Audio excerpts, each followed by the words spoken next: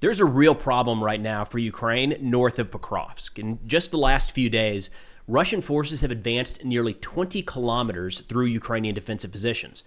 That's a more rapid advance than we've seen by either side in a long time and puts at risk huge portions of eastern Ukraine. So today we're going to get into what we know so far, what the situation is as of this recording, how it happened, and then some reactions from both the Ukrainian and the Russian side. And I do want to mention we just started a fundraiser earlier today to help equip one of the units that is on their way to help plug this gap in the line.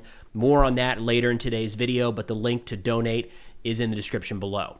Now, starting out, I want to pull up Deep State map here, a public resource. We're actually starting back on July 20th because this is by and large when this breakthrough occurred or began. And I know there's already been some argumentation as to whether or not this is a breakthrough or it isn't. For the sake of today's video, the way that I am looking at this is a tactical breakthrough.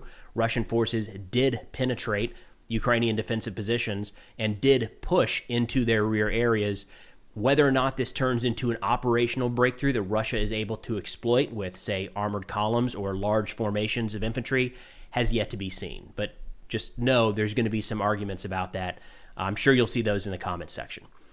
Now, zooming in here to the eastern portion of Ukraine, Pokrovsk is an area that we've talked about in quite a few recent videos. This has been the focus of Russian offensive activity in the east for about a year now.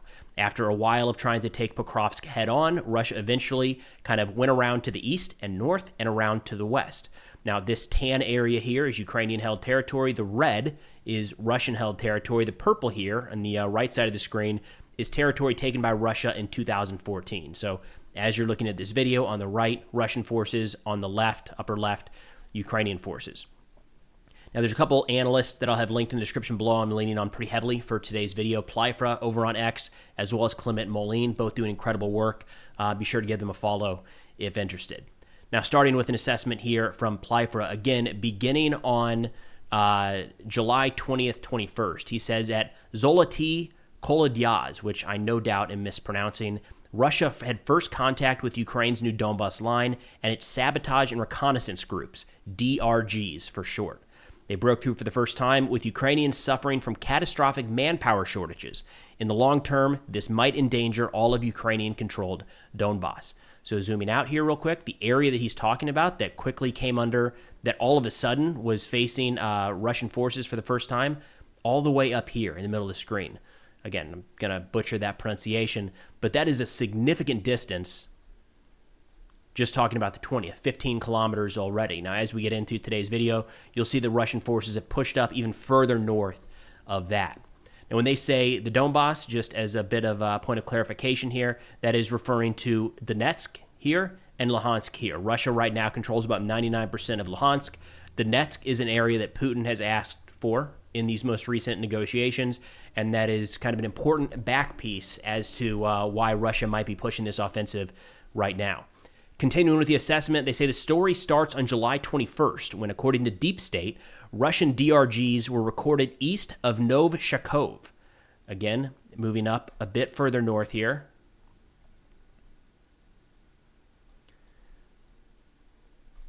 Zoom in a little bit so you can see it right here. So on the 21st, as we move forward, there. Now all of a sudden we have the gray is contested area. He says everything has been kept quiet since then, with neither side releasing any new information whatsoever. And there has been a pretty incredible amount of operational security, both from the Russian and the Ukrainian sides at this point. I mentioned in a video yesterday that we're just not hearing, or 2 days ago, we're not hearing anything at all from the Russians. Normally at this point, what you would expect is a lot of Russian mill bloggers celebrating this move, and eventually over time you get confirmation from Ukraine. Right now, the vast majority of this information is coming from Ukrainian sources. Russia is generally pretty tight-lipped.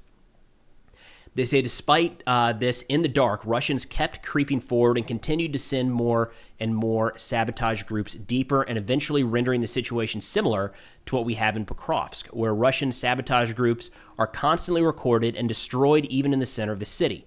Progressively, the breakthrough is expanded on all sides. Zoom out a little bit here to see how quickly this progressed.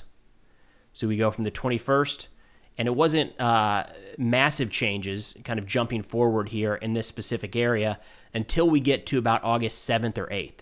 And all of a sudden you start to see significant jumps. I think it was the 9th here. There you go. A big jump. Again, multiple kilometers north.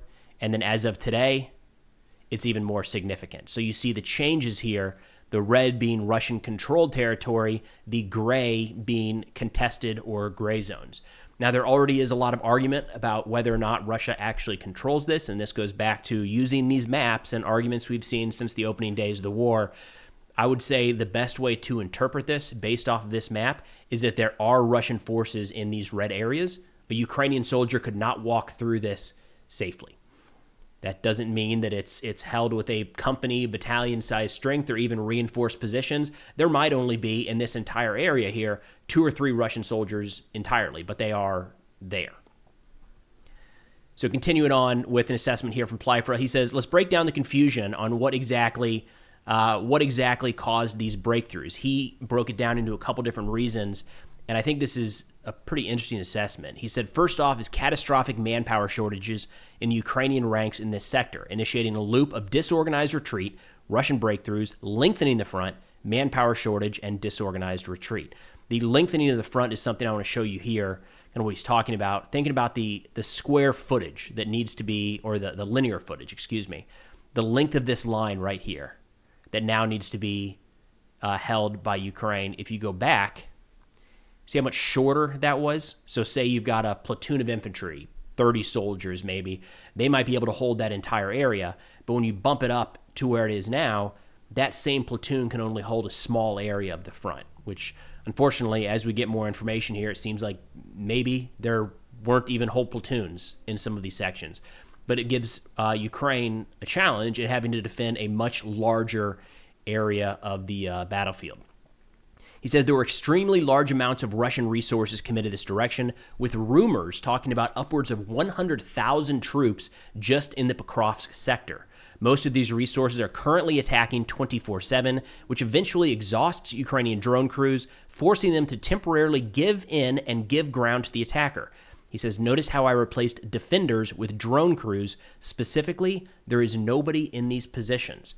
And we'll get into more of that here in a second, but paper brigades, paper units, where the lines are not necessarily what they might look like on paper. A lot of bubbles of defense rather than a straight line of defense. And that's something we've talked about in quite a few recent videos. This is not what people think of World War I on the Eastern Front, where there's, a soldier along every single aspect of this line of control, and, maybe a 2-kilometer stretch is being held by a company, and you've got the company that starts here and the company ends here, and it just goes like that throughout the front. That is not at all what's happening here. By and large, we have seen fewer and fewer infantry holding frontline positions, with the gaps being covered by drone crews. And as Plaffer is getting at here, those drone crews over time, they do get exhausted. Even though they might not be facing direct fire like the soldiers might be in the trench line, when you're flying mission after mission after mission after mission, at some point you run out of munitions. At some point you run out of drones. You have to go refill. At some point you have to sleep. And it does look like, specifically in this case here, quite frankly, the Russian forces overwhelmed the Ukrainian drone crews. He also points to the Russian tactics here, saying for about a month now, the Russians have been massively increasing their sabotage group usage. These very small groups of 2 to 3 people are sent along very well-planned routes with the hope of simply bypassing Ukrainian positions, which does not constitute a line, but rather bubbles on a map because of resource and personnel shortage. Getting in the rear and sowing as much chaos as possible, harassing logistics, and something that is often overlooked but is the number one reason of many Russian breakthroughs recently, distracting Ukrainian drone crews from the front and Russian pilots, which in turn, they get operational freedom and can suppress Ukrainian bubbles easily. So again, when you're looking at this breakthrough up here to the north, think of this, we'll go back even a bit further, think of this as Russia probing around trying to find a spot, because the number of daily attacks around Pokrovsk has been between 30 and 100 for some time now. And these are not large-scale 20, 30, 50 Russians at a time. They're groups of 2 to 3. And they're probing forward to see where there might be a gap in Ukraine's defenses. They found some up here moving west towards Donetsk. They just found another big one up here to the north. Clement Moline got into this as well, where he said, quote, "The situation is not bad, it is catastrophic. To explain, Russian forces used hundreds of motorcycles in the last few weeks to slowly gain position behind Ukrainian troops. They progress very fast behind the lines, establish positions, and wait for reinforcements. It is very fast and very efficient. Here's what usually happens to these guys. They all die. Thousands, if not tens of thousands of them have been killed, mainly by drone. But when there is no more drone team behind the line, who will stop them? Not artillery and not the non-existent infantry. And this is something we've discussed when looking at some of these videos of, at this point, there are Ukrainian units experimenting more with the use of ATVs and motorcycles for assault operations, but by and large, Ukraine is not going on the assault, generally anywhere along the front. We are seeing that used in mass by Russian forces, and there's a couple different reasons for that. One is that it is cheaper, more efficient to try to move any number of soldiers forward, faster than on foot, and less risky than driving in even a four-wheeled vehicle like a pickup truck or an armored vehicle out on the battlefield that is being watched over constantly by drones. You are not going to be able to sneak a BMP across the front right now. It's not going to happen. There's too many drones watching, and the drones will zero in on that, hit it 1, 2, 3, 4, 5 times, whatever's needed to destroy that military piece of equipment. An individual soldier or two might go unnoticed, and that's the tactic that Russia has been relying on here. He says, on paper, Ukrainian brigades are supposed to be there, but they are paper brigades. Hundreds of soldiers are deserting, many died or are wounded, and the recruitment is not working. So you have big holes everywhere. Only drone teams are saving it by killing more and more Russians. This is the 4th or 5th little breakthrough since the start of positional warfare. This one is the biggest, with roughly 20 kilometers in a week. So to go back to where things sit right now, to get our ruler out here on Deep State map, again, 13.45. I feel like I didn't have the date right there. Yeah, from down here.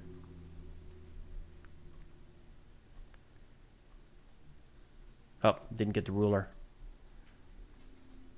If we go from the Russian held territory, 17.89, if you go up to the contested territory, you've got over 20 kilometers. So this is a big breach. This is a big deal in a lot of ways. Now, in terms of a couple things to keep in mind here. We are going to get into the Ukrainian reinforcements. First, I want to mention what this looks like in terms of actual terrain.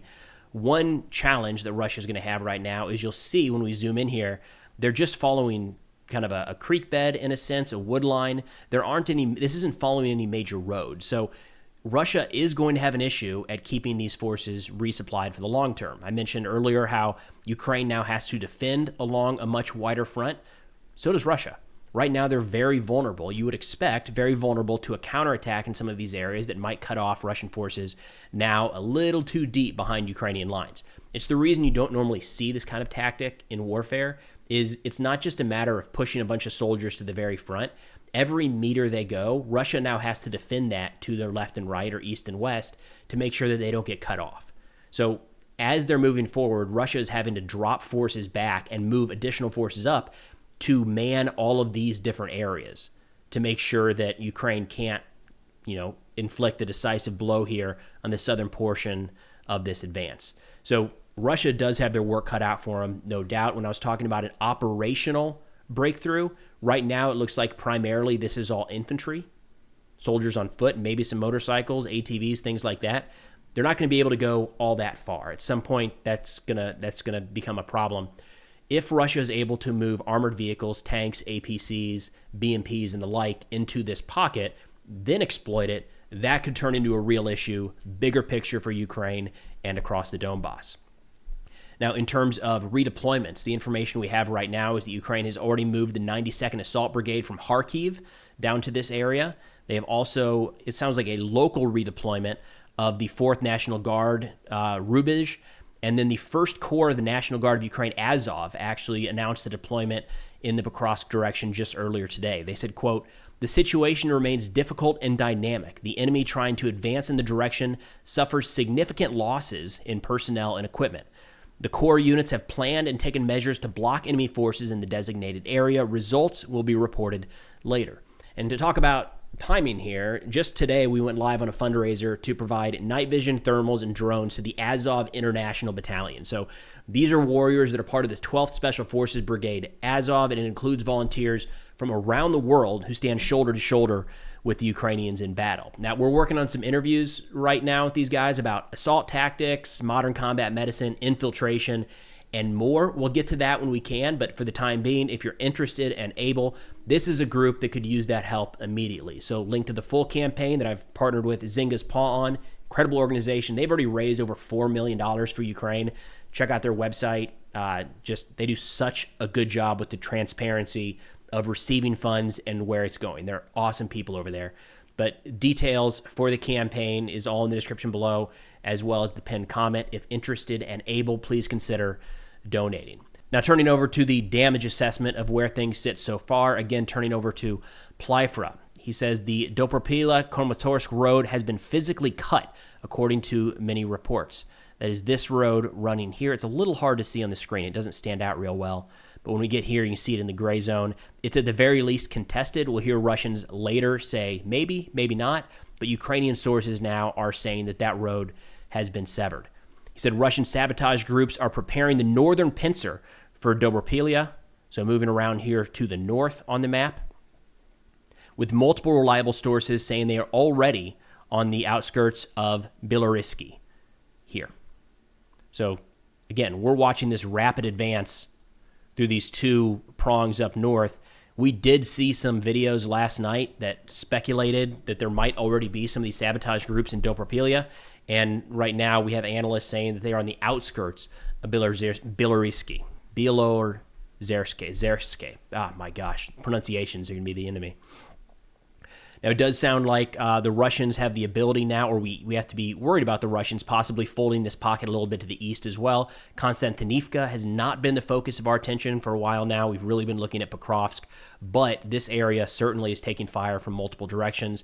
Russia has advanced recently in Chasiv Yar, and the defenses back here in this area are not necessarily going to be facing east and west, is something to think about. This might open up a rear area for Russia to advance around Konstantinivka or around Dobropila and Pokrovsk. So you can see, as we zoom out here, the challenge, what might be at risk here if Russia is able to exploit this breakthrough.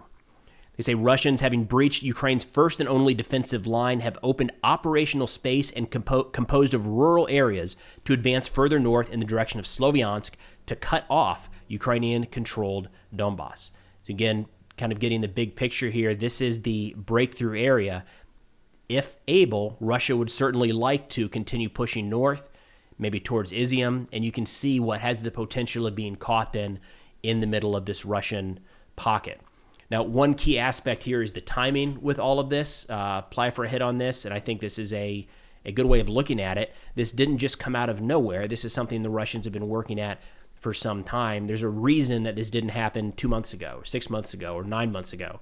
And his assessment is that Putin here is clearly showing that he can attempt these kinds of pushes, that if he wants something, he will be determined to take it, and that he is doing a, quote, favor by offering Ukraine this type of deal, specifically giving up parts remaining of Donbass. Again, we don't know what Steve Witkoff's plan actually is, because he presented a different plan to the Europeans, a different one to President Trump, and a different one to members of the U.S. National Security Council. So it's not entirely clear, but consistent in all of those was Vladimir Putin asking for the rest of Donetsk, this territory right here, right where this breakthrough is happening. So you can see how this might play into Russia's advantage in these negotiations. President Trump might see this and think, hey, if we're really trying to stop the killing, trying to stop the war, it looks like Russia is on the advance. The best thing to do, Ukraine, is to just cede this territory rather than lose lives trying to defend as this moves further and further back. Now, looking at a couple Ukrainian sources here, it's a bit of a mixed bag. I'd say overall, it's not alarmist, but net negative on what's happening, maybe eyes wide open to the threat this poses. Bakhmut Demon said, quote, "The situation on the front is difficult. Unfortunately, the Russians have managed to break through near Konstantinivka, Dobropila, near Dobropila, and they will try to develop their success. We are also holding Pokrovsk in heavy fighting. Russians threw everything they could into the battle ahead of the meeting with Trump." Then we have the spokesperson for the Dnipro Operational Command, Tregobov, said, quote, On maps from open sources, it seems like, oh my God, the Russians have advanced, but it's important to understand that this isn't about them taking control of territory. It's about a small group of 5 to 10 Russians sneaking in. They tried to hide in one basement.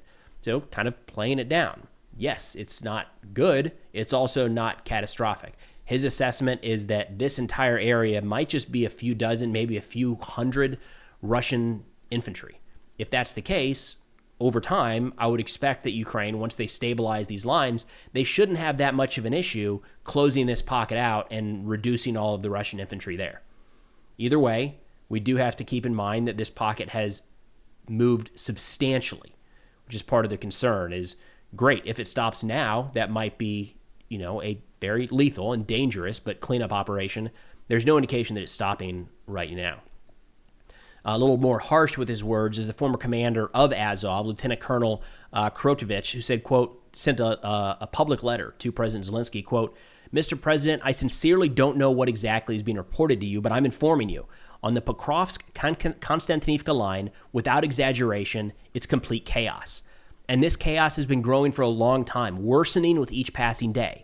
The command structures currently being appointed or already appointed to fix the unfixable will most likely be blamed for the chaos that's already unfolding. A stable line of combat contact, as such, effectively doesn't exist. Pokrovsk and Minorod, moving into this pocket here, are almost surrounded. Konstantinivka, to the northeast, is in a semi-encirclement. The enemy is advancing toward Kramatorsk. The problem has been escalating since last year. This was publicly warned about, and it has come to pass exactly as predicted. The systematic problem began with the depletion of reserves, the widespread fragmentation of units across the entire front, reports of captured villages being touted as victories amidst failures of entire sectors, the allocation of mobilization resources to cronies, and the complete lack of strategic or even operational vision of the theater of operations among parts of the military leadership. So really not holding back there. And we are starting to see more and more focus on that. How could anyone have let this happen? What went wrong to get to this point? And I have a feeling that conversation is probably going to be kicked down the road a little bit, because in the immediate term, the focus is there 100% needs to be, how did this happen? Make sure it doesn't happen anywhere else anytime soon. But there's an issue here that needs to be resolved today. And that does appear to be the focus of Ukrainian efforts right now. Looking at some Russian sources, again, very quiet. The operational security over there is something we haven't seen from Russia this entire war. Two majors, by and large, they're quoting Ukrainian channels. So two majors says, quote, "The enemy claims that in the Dobropilya area, Russian troops broke through to a front of more than 11 kilometers, finding weak spots in the Ukrainian armed forces' defense. The advance became possible due to constant pressure and numerical superiority of the infantry. At the same time, Russian armed forces are advancing towards the Dobropila-Kramatorsk highway," again right here. Some Ukrainian military public channels write that the highway is already cut off. So mixed reports. According to Deep State Map, it's at the very least contested right now. He says the situation is complicated by the fact that a number of new engineering and fortification structures in the area, built with quality positions and obstacles, remain undermanned and may be occupied by Russian forces. In such a case, it will be extremely difficult to dislodge them. The enemy is indeed experiencing difficulties in this direction, but the situation will become clear definitively somewhat later. What two majors is getting at is that the Russian forces moved so quickly here that they overran secondary and tertiary Ukrainian defensive positions, as in trench lines and bunkers that Ukraine had been building for months, the idea being that their forces would slowly fall back into these pre-built positions. Russia advanced so quickly that all of a sudden they're in those.